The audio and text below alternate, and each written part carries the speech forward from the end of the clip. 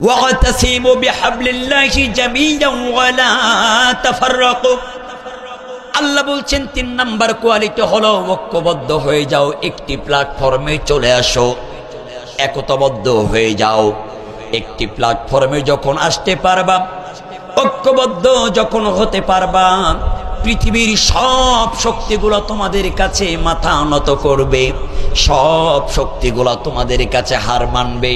আর যখন তোমরা তোমাদের নিজেদের ভিতরে দ্বন্দ্ব, মারামারি, কলহ নিয়ে পড়ে থাকবা, তখন বামরাম ইহুদি খ্রিস্টানরা তোমাদের মাথার উপরে বসে বসে তোমাদেরকেই হত্যা করবে। বাস্তব প্রমাণ। আজকের আমরা আমাদের বাংলাদেশে ছোটখাটো বিষয় নিয়ে ইখতিলাফ আর মারামারি, কেউ দাঁড়িয়ে কিয়ামের পক্ষে, আবার কেউ বসে কিয়ামের পক্ষে, কেউ আস্তে আমিনের পক্ষে, কেউ জোরে আমিনের পক্ষে, কেউ দুয়াল্লিনের পক্ষে, কেউ চুয়াল্লিনের পক্ষে, কেউ মুনাজাতের পক্ষে, কেউ মুনাজাতের বিপক্ষে। এসব নিয়ে দ্বন্দ্ব আর মারামারি বাম রামেরা এই সুযোগে মুসলমান নিধনের পায়তারা শুরু করে দিচ্ছে। এখনো যারা পায়নি দাওয়াত কোরআনের এই মিছিলে, এখনো যারা পায়নি দাওয়াত কোরআনের এই মিছিলে, শুনিয়ে দে চলো সত্যবাণী, শুনিয়ে দে চলো সত্যবাণী, পথ বদলে দেই আমলে, জান্নাতে একাই আমি যাব না তো ভাই, তোমাকেও জান্নাতে দলে নিতে চাই, জান্নাতে একাই আমি যাব না তো ভাই, তোমাকে জান্নাতে দলে নিতে চাই। সালাতে আসো যদি প্রতিয়া জানে, মনে রেখো এলে তুমি ফুল বাগানে, সালাতে আসো যদি প্রতিয়া জানে, মনে রেখো এলে তুমি ফুল বাগানে, যে বাগে রহম ঝরে হয় রসনাই, যে বাগে রহম ঝরে হয় রসনাই, শুধু তাই, শুধু তাই, আহা শুধু তাই, জান্নাতে একাই আমি যাব না তো ভাই, তোমাকেও জান্নাতে দলে নিতে চাই, জান্নাতে একাই আমি যাব না তো ভাই, তোমাকেও জান্নাতে দলে নিতে চাই। এখন প্রশ্ন করতে পারেন, হুজুর আমার আল্লাহকে ভালোবাসলে আমার আল্লাহ জান্নাত দিবেন, কিন্তু আমার নবীকে ইত্তেবা করলে, অনুকরণ আর অনুসরণ করলে আমার আল্লাহ কি দিবেন?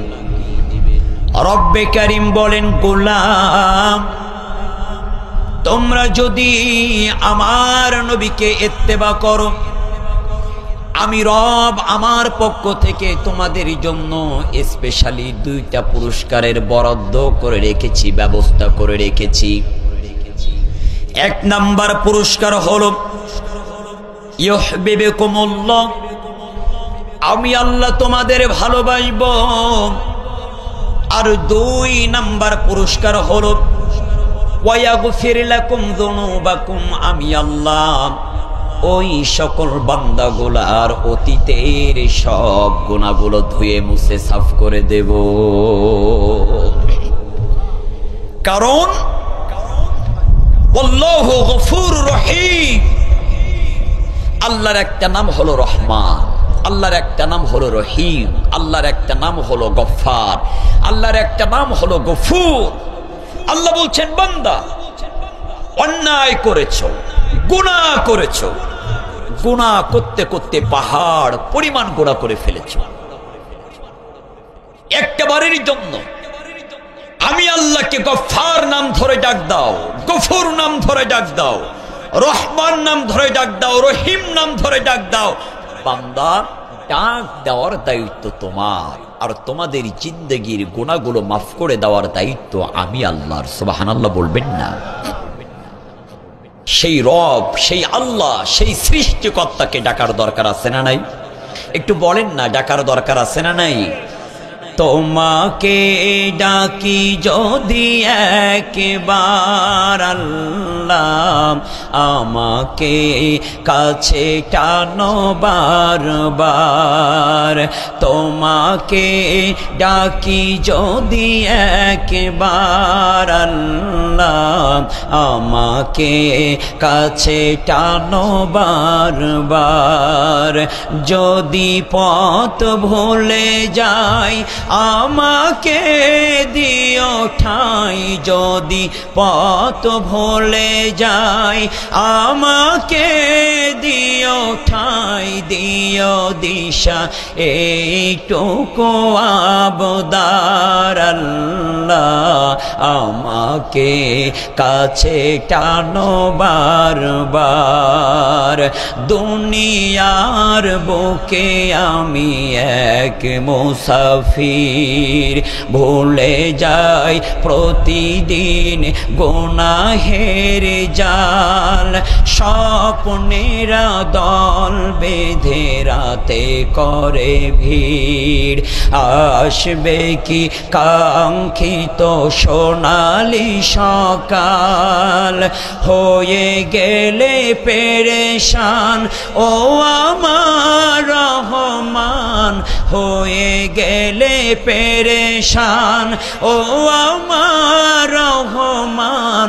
জিকিরে হতে দিও একাকার আল্লাহ, আমাকে কাছে টানো বারবার। বলেন না আমিন? আল্লাহকে ডাকতে হবে, ডাকার মতন ডাকলে আল্লাহ সাড়া দিবেন, এতে কোনো সন্দেহ। প্রাণের ভাইরা আমার, রব্বে কারীম বলেন, আমি আল্লাহর জান্নাত যদি পেতে চাও তাহলে আমার নবীকে তোমাদের ইত্তেবা করা লাগবে। আর আমার নবীকে কেন ইত্তেবা করবা না? এই গোটা পৃথিবীর মানুষের জন্য আমি আল্লাহ আমার রাসূলকে, আমার নবীকে গোটা মানব মণ্ডলীর জন্য একটা মডেল করে দিয়েছি, একটা আদর্শের মূর্ত প্রতীক বানিয়ে দিয়েছি। ওই মডেল ব্যক্তি, আদর্শবান নেতা, আদর্শবান রাসূল, আদর্শবান নবীর আদর্শ যারা বাস্তব জীবনে মেনে চলতে পারবে, আমার আল্লাহ বলেন তাদের হতাশ হওয়ার কোনো কারণ নাই। রাসূলের আদর্শ যারা বাস্তব জীবনে মেনে নিবে, আমার রব তাদের জন্য জাহান্নামের আগুনগুলো হারাম করে দিবে। সেই রাসূলকে ইত্তেবা কেন করবেন না? আপনার আমার নবীর ব্যাপারে এবার আমার আল্লাহ চমৎকার করে দলিল দিয়ে জানিয়ে দিচ্ছেন। আমার আল্লাহ বলেন, কুল ইয়া আইয়ুহান নাসু ইন্নী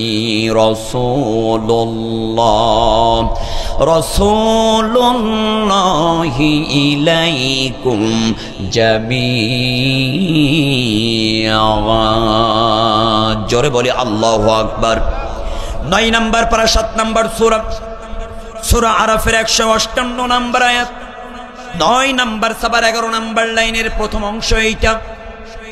আমার আল্লাহ বললেন এই পৃথিবীর মানুষদের জন্য এই পৃথিবীর জমিনে আমি আল্লাহ আমার নবীকে রাসূল করে নবী করে পাঠিয়েছি, আর সেই রাসূলকে নবীকে এই গোটা পৃথিবীর মানুষদের জন্য সুসংবাদদাতা শান্তির বার্তাবাহক করে প্রেরণ করে দিয়েছি। সেটার দলিল আমার আল্লাহ চমৎকার ভাবে কুরআনুল কারীমের মধ্যে নোট করে কোট করে জানিয়ে দিচ্ছেন। আমার আল্লাহ বললেন ওয়ামা আরসালনাকা ইল্লা কাফাতাল লিন্নাসি বাশীরাও ওয়া নাযীরাও ওয়ালাকিন্না আকসারান নাসি লা ইয়ালামুন। জোরে বলে আল্লাহু আকবার। 22 নম্বর পারা 34 নম্বর সূরা সাবার 28 নম্বর আয়াত, 10 নম্বর সাবার 7 নম্বর লাইনের শেষের অংশ এটা। আমার আল্লাহ বলছেন আমি আমার নবীকে গোটা পৃথিবীর মানুষদের জন্য সুসংবাদদাতা করে সতর্ক বার্তাবাহক হিসেবে আমি আল্লাহ রব্বুল আলামিন এই পৃথিবী নামক ধরাধামে আমি আমার রাসূলকে পাঠিয়ে দিয়েছি। আর সেই রাসূলের আদর্শটা গোটা পৃথিবীর মানুষদের জন্য একটা রোল মডেল দিয়ে দিয়েছি। ওই রাসূলের আদর্শ যারা বাস্তব জীবনে মানতে পারবে, পালন করতে পারবে, তাদের জন্য আমি রব জান্নাতের উচ্চ মাকাম রেখে দিয়েছি। সেই নবীর আদর্শের ব্যাপারে আমার আল্লাহ এবারে চমৎকার দলিল দিচ্ছেন। আল্লাহ বলেন লাকাদ কানা লাকুম ফি রাসূলিল্লাহি উসওয়াতুন হাসানাহ। 21 নম্বর পারা 33 নম্বর সূরা আহজাবের 21 নম্বর 19 নম্বর সাবার 12 নম্বর লাইনের প্রথম অংশ এটা। আমার আল্লাহ বললেন একমাত্র কেবলমাত্র রাসূলের মধ্যে আমি আল্লাহ রেখেছি উত্তম আদর্শ। সেই রাসূলের আদর্শ যারা বাস্তব জীবনে মানবে তারাই শুধুমাত্র শান্তির পথ পেয়ে যাবে। প্রাণের ভাইরা আমার, আপনার আমার রাসূলের আদর্শের ব্যাপারে এই পৃথিবীর জমিনের অনেক বড় বড় বিজ্ঞানী, অনেক বড় বড় দার্শনিক, অনেক বড় বড় সাহিত্যিক, অনেক বড় বড় লেখক রাসূলের জীবনী নিয়ে গবেষণা করে তারা আত্মসমর্পণ করে কালিমা পড়ে মুসলমান হয়েছেন। তার মধ্যেই পৃথিবীর বুকের একজন বিজ্ঞানী, যেই বিজ্ঞানীটা রাসূলের জীবনী গবেষণা করে রাসূলের আদর্শের ব্যাপারে জাতির মানুষের কাছে স্পষ্ট সার্টিফিকেট দিয়েছেন। এই বিজ্ঞানীটার নাম হলো ঐতিহাসিক উইলিয়াম মুরস। এই উইলিয়ামস মুর বলেন he was the mastermind not only of his one এক বাট অফ অল ওয়াজ। পৃথিবীর মানুষ শোনো, একমাত্র কেবলমাত্র নবী মুহাম্মাদের আদর্শের মধ্যে শান্তি রয়েছে। নবী মুহাম্মাদের আদর্শ ব্যতীত লেনিনের আদর্শের মধ্যে শান্তি নাই, কার্ল মার্ক্সের আদর্শের মধ্যে শান্তি নাই, মাও সেতুংয়ের আদর্শের মধ্যে শান্তি নাই, কারোর বাবার আদর্শের মধ্যে শান্তি নাই, আবার কারোর স্বামীর আদর্শের মধ্যে শান্তি নাই। একমাত্র কেবলমাত্র শান্তি রয়েছে আখিরি জামানার পয়গম্বর নবী মুহাম্মদ রাসূলুল্লাহ। আওয়াজ দিয়ে বলি সাল্লাল্লাহু আলাইহি ওয়াসাল্লাম। মনে রাখবেন এই পৃথিবীর জমিনে অসংখ্য নেতা এসেছে এবং অসংখ্য নেতা আসবে, কিন্তু রাসূলের মতন আদর্শের মূর্ত প্রতীক নেতা এই পৃথিবীর জমিনে আর একজন আবির্ভাব হবে না। আমরা বিগত দিনে আমার দেশে অনেক নেতাদের ক্যারেক্টার আর চরিত্র দেখেছি, যাদের চরিত্রগুলো দিনের বেলায় এক আর রাতের বেলায় এক, জনগণের সামনে এক আর ঘরের ভিতরে আর এক। কথা বলেন না কেন? এমন নেতা ছিল যারা ছিল দুর্নীতিবাজ, যারা ছিল চাঁদাবাজ। বিগত দিনে আমরা দেখেছি হাসপাতালের জানালার কাপড়ের নামে লক্ষ কোটি কোটি টাকা আত্মসাৎ আমার বাংলাদেশে হয়েছে। বালিশের নামে লক্ষ কোটি কোটি টাকার কেলেঙ্কারির আত্মসাৎ ও নামে লক্ষ কোটি কোটি টাকা আত্মসাৎ আমার বাংলাদেশে হয়েছে। করোনার সময় যখন তেলগুলা চাউলগুলা নেতাদের কাছে দিয়েছে, তেলের বোতলগুলা নেতার খাটের নিচে পাওয়া যায়, চাউলগুলা নেতার খাটের নিচে পাওয়া যায়। বলেন তো এমন নেতা আমরা দেখেছিলাম কিনা? কি আদর্শ! আরে ভাই, এখন আমার বাংলাদেশের কিছু অবুঝ পাগল ছাগল কিছু পাবলিক আছে, এখনো তারা আফসোস করে। আমি তাদের ভাষায়, আমি আমার ভাষায় বলি, এরা হলো আফসোস লীগ। কথা বলেন না কেন? আফসোস করে বলে আগেই যা ছিল সেটাই ভালো ছিল, আগে আফা ছিল সেটাই ভালো ছিল, আফসোস করে বলে। সুতরাং এরা এখনো বোকার স্বর্গে বসবাস করছে। বিশ্বাস করেন, আপনার নেতা আপনাকে পুঁজি করে, তারা লক্ষ কোটি কোটি টাকা আত্মসাৎ করে তারা আজকের সিঙ্গাপুরে বাড়ি তৈরি করেছে, ভারতের বুকে বাড়ি তৈরি করেছে, ওই কানাজার বেগম পাড়ে বাড়ি তৈরি করেছে। আপনার নেতা আপনাকে পুঁজি করে, আপনার যদি বিবেক থাকে ওই নেতাদের মুখে লাথি মেরে ওই দল ত্যাগ করে এই মুহূর্তে আপনার উচিত। আর নেতা তো আমার বাংলাদেশে আমরা বিগত দিনে দেখেছি। বাংলাদেশ জামাত ইসলামীর দুইজন মন্ত্রী ছিল আমার বাংলাদেশে। এক নাম্বার হলো মাওলানা মতিউর রহমান নিজামী, আর একজন হলেন আলী আহসান মোহাম্মদ মুজাহিদ। তারা যখন মন্ত্রণালয়ের দায়িত্ব ছিলেন, আল্লাহু আকবার, বাটি চালান দিয়েও পর্যন্ত তাদের মন্ত্রণালয়ের মধ্যে 1 টাকার দুর্নীতি পায় নাই। আগামীর বাংলাদেশ যদি একটা সুখী সমৃদ্ধশীল দুর্নীতিবাজ মুক্ত, চাঁদাবাজ মুক্ত, দখলদার মুক্ত বাংলাদেশ দেখতে চান, আল্লাহর কোরআনটা পার্লামেন্টে নেওয়ার বিকল্প অন্য কোন রাস্তা নয়। আর সেটাই হবে আপনাদের সার্বিক সহযোগিতা এবং সমর্থনের মাধ্যম দিয়ে যোগ্য মানুষগুলা ওই জায়গায় যদি আমরা পাঠাইতে পারি, আল্লাহ হয়তো আপনার আমার উপরে রহমত বরকত নাজিল করবেন। আগামী দিনে যোগ্য প্রার্থী পেয়েছেন, এই যোগ্য প্রার্থী পেয়েছেন আপনারা দেবতার মানুষ, মুহাদ্দিস, হাফেজ, মুফতি মাওলানা রবিউল বাশার হুজুর। এই মানুষগুলাকে আমরা পার্লামেন্টে নিতে চাই। আল্লাহ কবুল করুক বলে আল্লাহুম্মা আমিন। যাদের ভিতরে কোনো দুর্নীতি নাই, যাদের ভিতরে কোনো চাঁদাবাজি থাকবে। আল্লাহর গোলামেরা ভালো করে বোঝার চেষ্টা করবেন, আপনার আমার রাসূলকে ইত্তেবা করা লাগবে।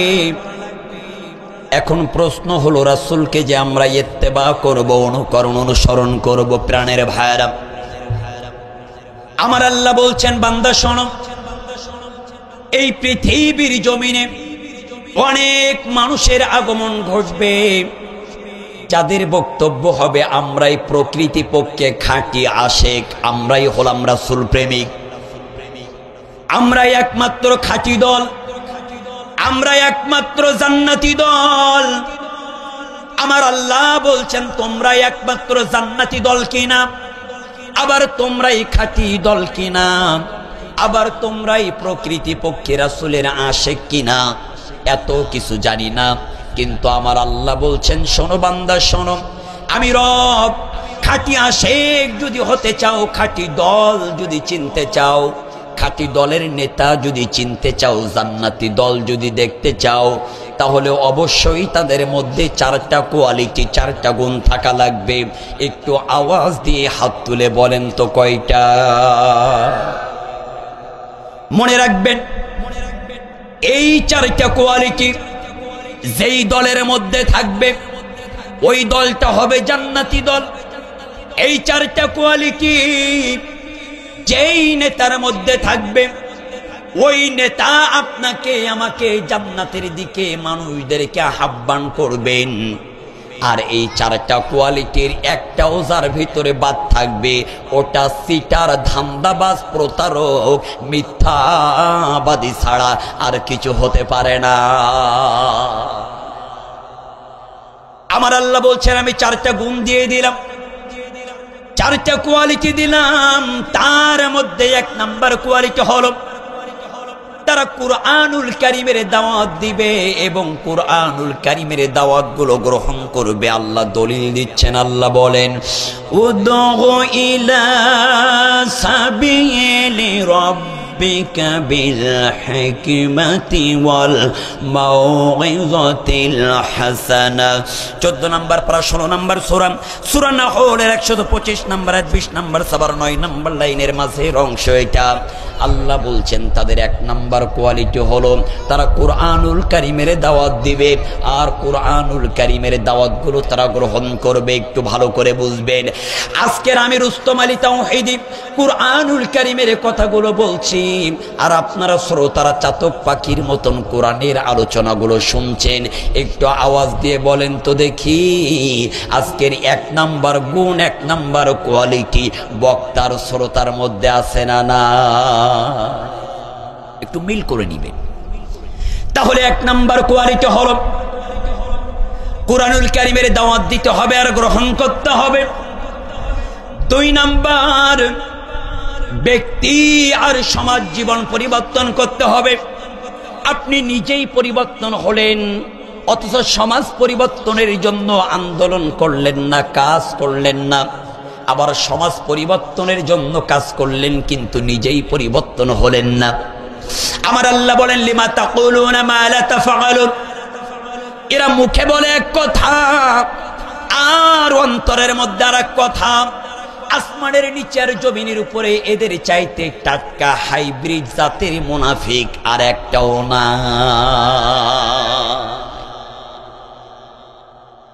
3 নম্বর কোয়ালিটি হলো ওয়াতাসিমু বিহাবলিল্লাহি জামিআন ওয়া লা তাফাররাকু।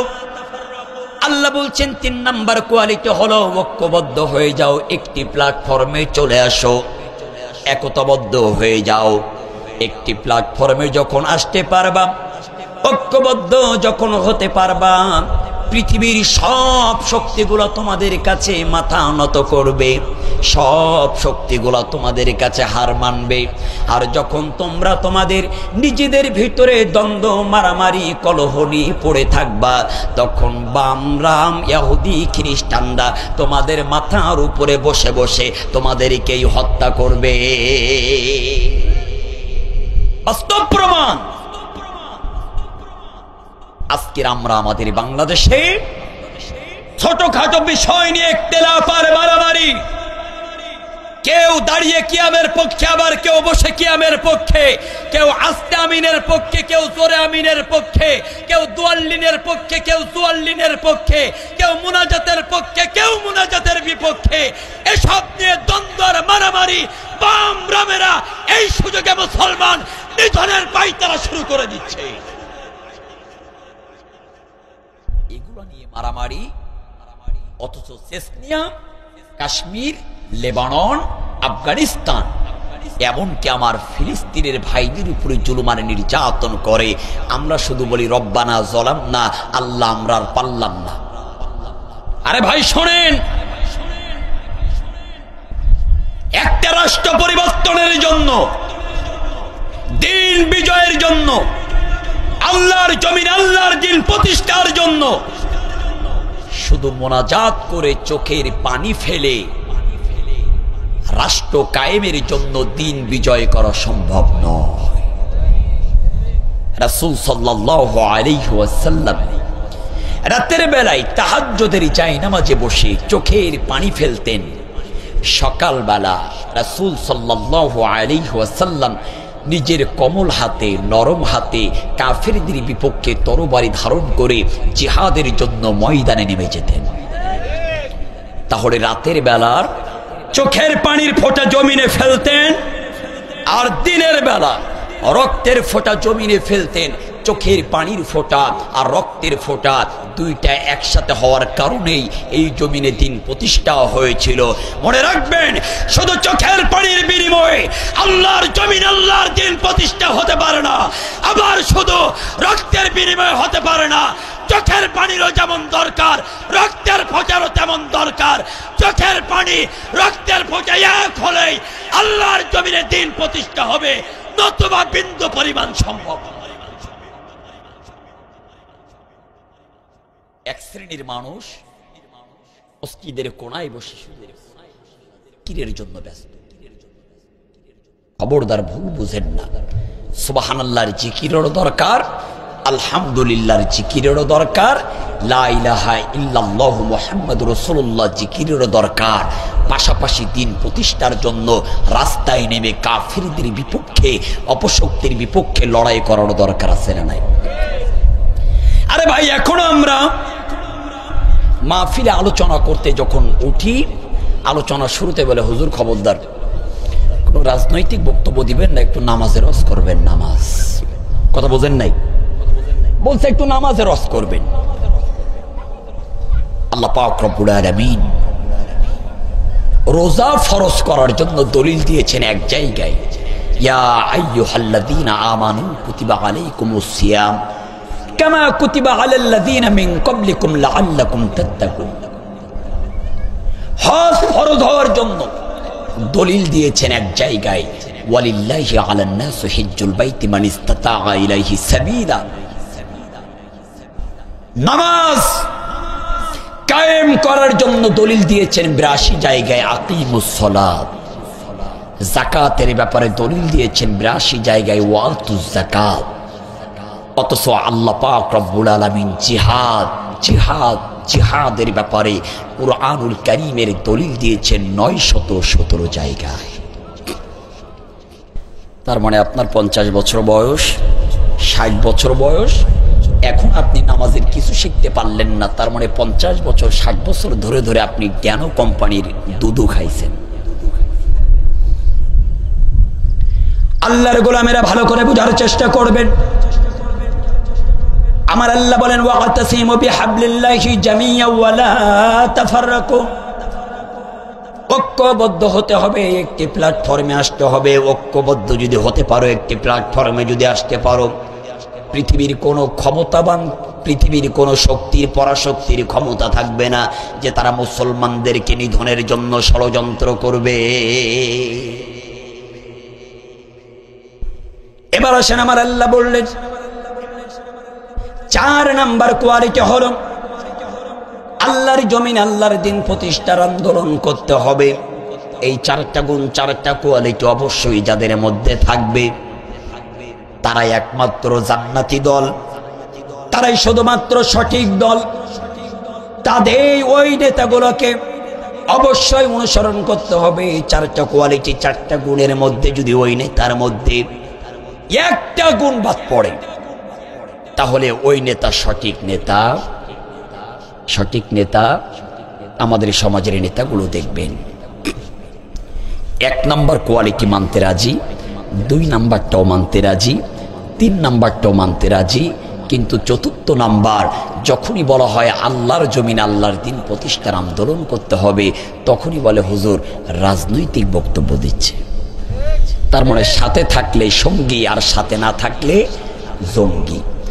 পক্ষে থাকলে আলহামদুলিল্লাহ, আর পক্ষে না থাকলে নাউজুবিল্লাহ। মাঝে মধ্যে তো অবাক হয়ে ভাবি আউজুবিল্লাহ বলবো নাকি নাউজুবিল্লাহ বলবো, এমন একটা পরিস্থিতি আসে কি আসে না বলে। প্রাণের ভাইরা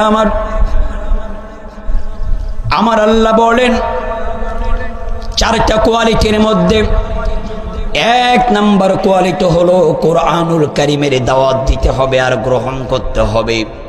চলেন না ১ নাম্বার পয়েন্টের আলোচনা।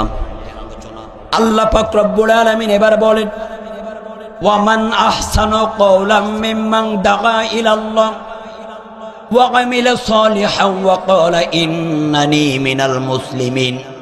তার কথার চাইতে কার কথা উত্তম হতে পারে?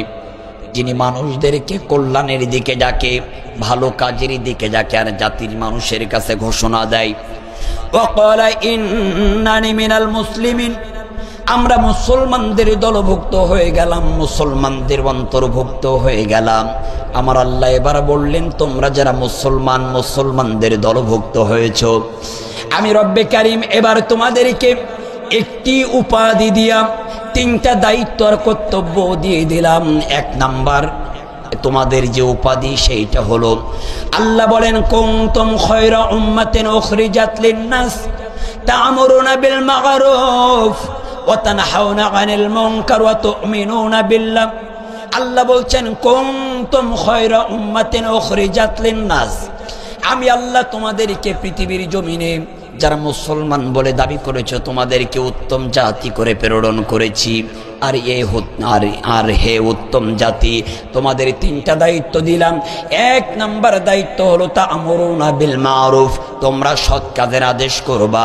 দুই নাম্বার ওয়া তানহাউনা আনিল মুনকার, অসৎ কাজের নিষেধ করবা। আর তিন নাম্বার ওয়া তু'মিনুনা বিল্লাহ, আল্লাহর প্রতি ঈমান আনবা। আমার আল্লাহ পাক রব্বুল আলামিন এই জায়গায় কুরআনুল কারীমের দাওয়াতের ব্যাপারে বলেছেন। এবার আমার আল্লাহ সূরা মাঈদার মধ্যে আরো সুন্দর করে দাওয়াতের ব্যাপারে চমৎকার বক্তব্য দিচ্ছেন। আল্লাহ বললেন, ইয়া আইয়ুহার রাসূল বাল্লিগ মা উনজিলা ইলাইকা মির রাব্বিক। আল্লাহ বললেন, ইয়া আইয়ুহার রাসূল, হে রাসূল, বাল্লিগ, আপনি পৌঁছায় দিন মা উনজিলা ইলাইকা মির রাব্বিক, আমি আল্লাহর পক্ষ থেকে আপনার কাছে যে কিতাব দিয়েছি আপনি সেই কিতাবটা জাতির মানুষের কাছে পৌঁছায় দিন। আল্লাহ পাক রব্বুল আলামিন জাতির মানুষকে বললেন, হে পৃথিবীর মানুষ, আমার রাসূলের উপরে কুরআনুল কারীম দিয়েছি, আর সেই কোরআনটা তোমাদের কাছে পৌঁছায় দেওয়া হবে। অবশ্যই সেই দাওয়াতটা তোমরা গ্রহণ করে নিবা। আল্লাহর নবী আমার বলেন, বাল্লিগু আন্নি ওয়ালাউ আয়া, যদি তোমরা একটি হরফ জানো সেটাও তোমরা মানুষের কাছে পৌঁছায় দিবা। কারণ খায়রুকুম মান তাআল্লামাল কুরআন ওয়া আল্লামা, আসমানের নিচে আর জমিনের উপরে ওই ব্যক্তি সবচাইতে উত্তম যেই ব্যক্তি নিজেই কোরআন শিক্ষা করে অপরের কাছে পৌঁছায় দেয়।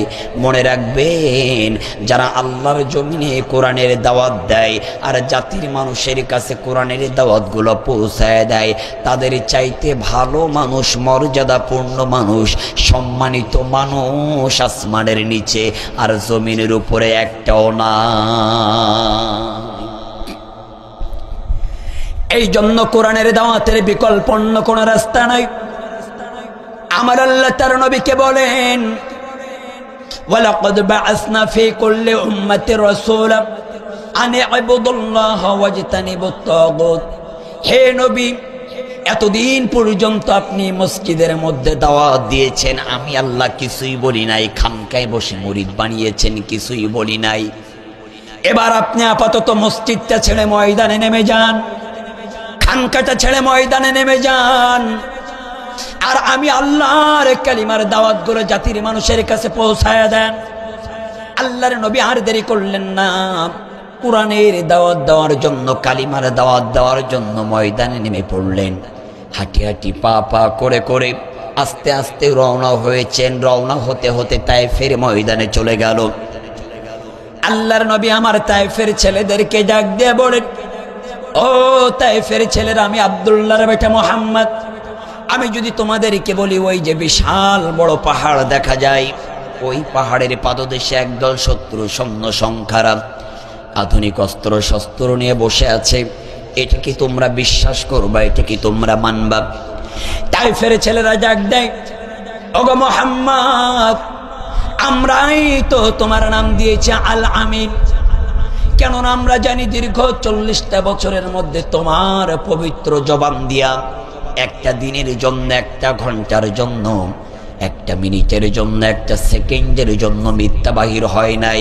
সুতরাং আজকেও তোমার পবিত্র জবান দিয়া মিথ্যা বাহির হতে পারে না।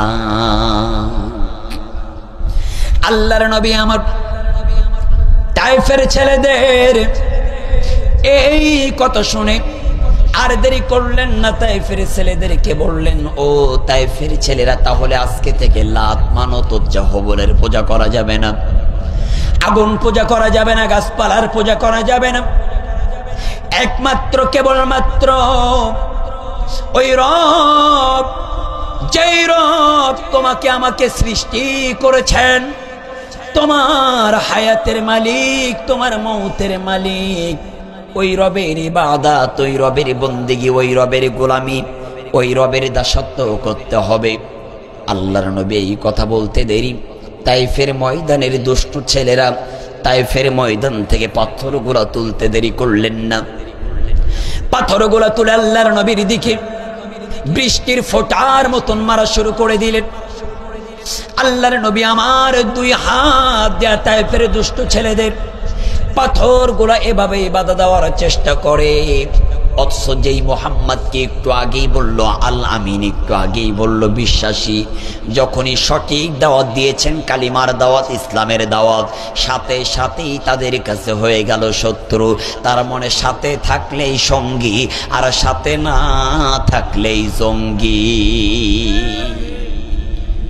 মোহাম্মদ সব ঠিক আছে, তুমি ভালো মানুষ, কিন্তু আমাদের দেবদেবী লাত মানত হবলের পূজা করা যাবে না, এটাই বলেছ, এই জন্য তোমার দিকে পাথর মারা শুরু করে দিলাম, এই জন্য তুমি সবচাইতে খারাপ মানুষ। আমরাও বিগত দিনে দেখেছিলাম যারাই বলতো দৈন্তুসাই সাইদি, তুই রাজাকার, তুই রাজাকার, সারাদিন জিকির করত সাইদি রাজাকার, সাইদি রাজাকার, সাইদি রাজাকার। অথচ এমনও পাবলিক দেখেছি ঘুমানোর আগে সেই সাইদির ওয়াজ না শুনলে তাদের ঘুম আসতো না।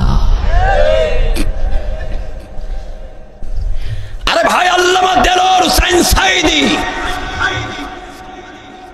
শুধু বাংলাদেশের মানুষের গর্ব নয়, আল্লামা দেলোয়ার হোসেন সাইদি গোটা পৃথিবীর মানুষের গর্ব।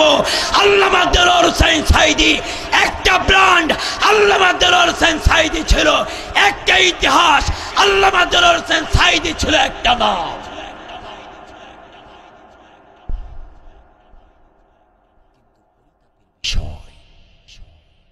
ফ্যাসিবাদীর দোসর খুনি হাসিনা, লেডি ফেরাউন, তার নেতৃত্বে, তারই ইশারায়, তারই হুকুমে আমাদের কোরআনের বুলবুলি, কোরআনের ময়না পাখিটাকে 13টা বছর কারাগারের মধ্যে রেখে অবৈধ বিষ প্রয়োগের মাধ্যম দিয়ে শহীদ করে দিয়েছে। আমরা আমাদের রত্নকে চিনতে পারি নাই, আমরা আমাদের রত্নকে চিনতে পারি নাই।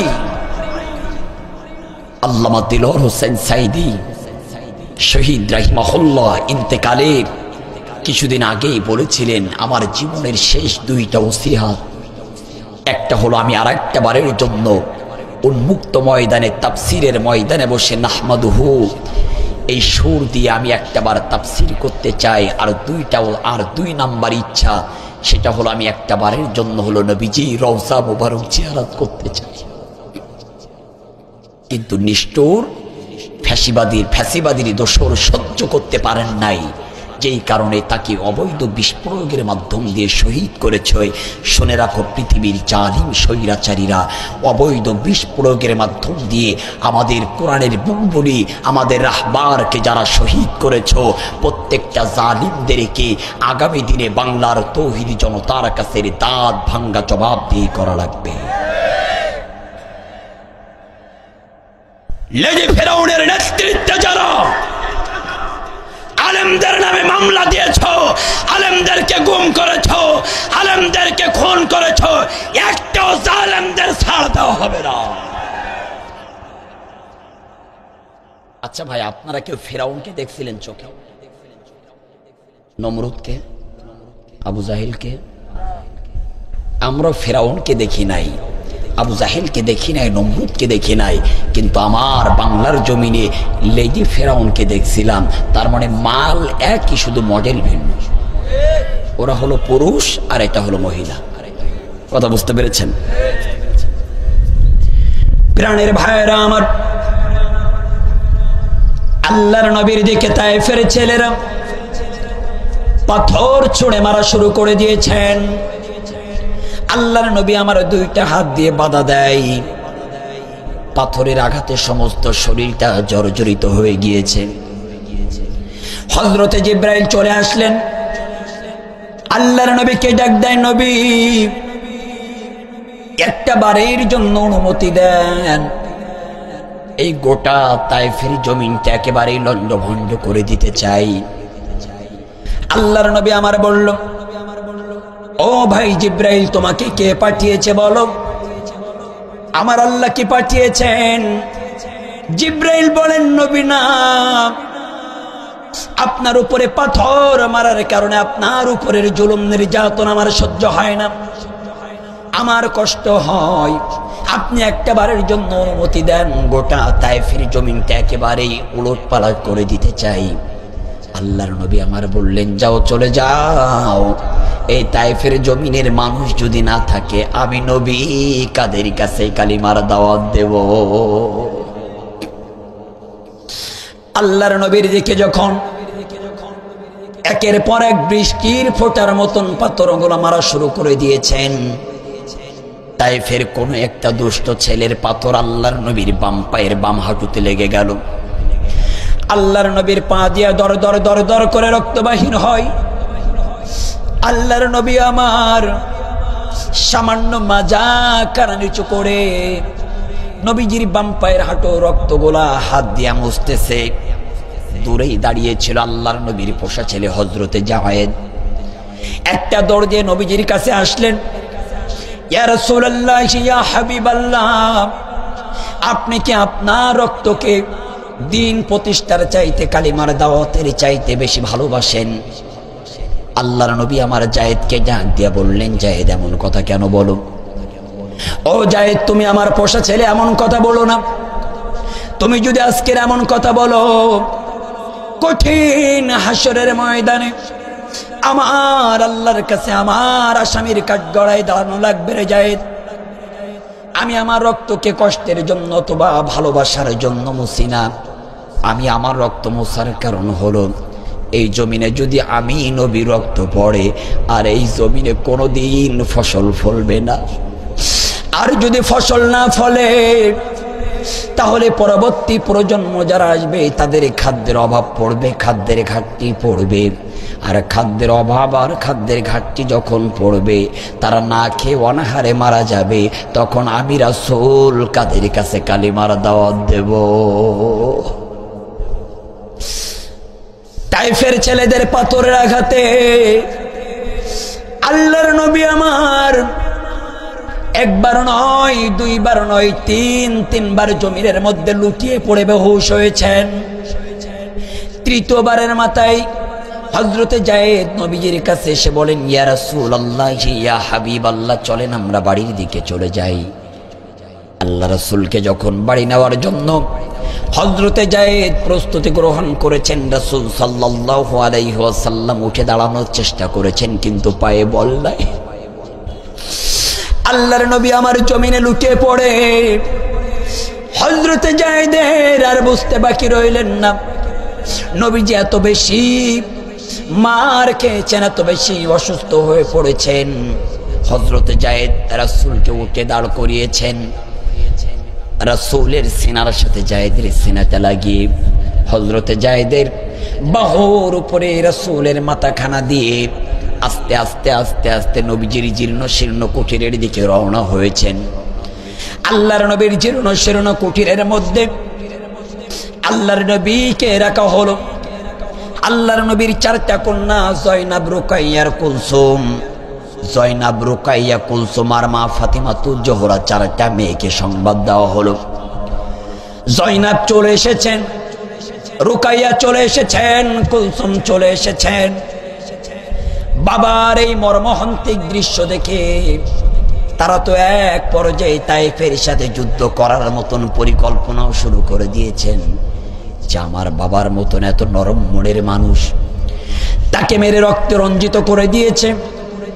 অথচ আমার বাবা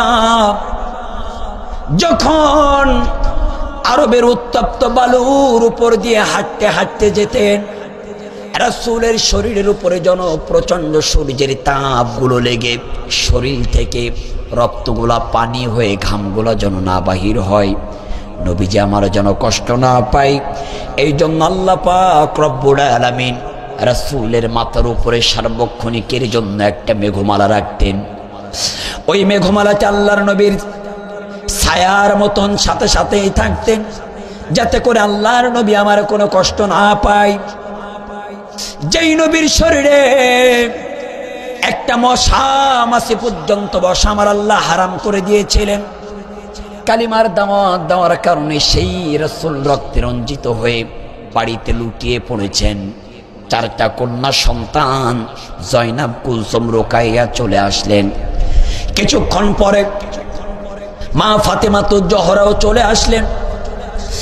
আল্লাহর নবীর এই দৃশ্য দেখে চোখ দিয়ে টপ টপ করে পানি পড়ে।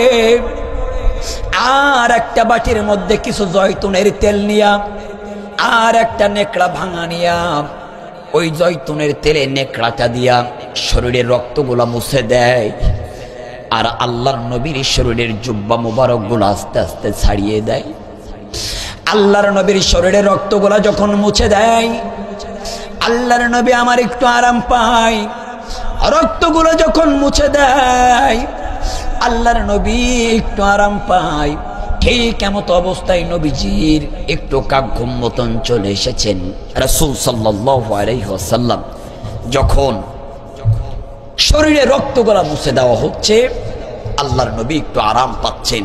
হঠাৎ করে একটু কাঘুম মতন চলে এসেছেন। আলোচনাটা একটা ইন্টারেস্টিং ছিল, সেটা হলো রাসূল সাল্লাল্লাহু আলাইহি সাল্লামের কন্যা কয়টা? জয়নাব, রুকাইয়া, কুলসুম আর মা ফাতিমাতুজ জোহরা। কিন্তু রাসূল যখন জয়নাবকে ডাকার দরকার হতো, আল্লাহর নবী বলতো, জয়নাব একটু আমার কাছে আসো, রুকাইয়া আমার কাছে আসো, কুলসুম আমার কাছে আসো। কিন্তু ফাতিমাকে যখন আল্লাহ রাসূল ডাকতেন, কখনোই শুধু ফাতিমা বলতেন না, আল্লাহর নবী বলতেন, মা ফাতিমাতুজ জোহরা একটু আমার কাছে আসো। জোরে বলি সুবহানাল্লাহ।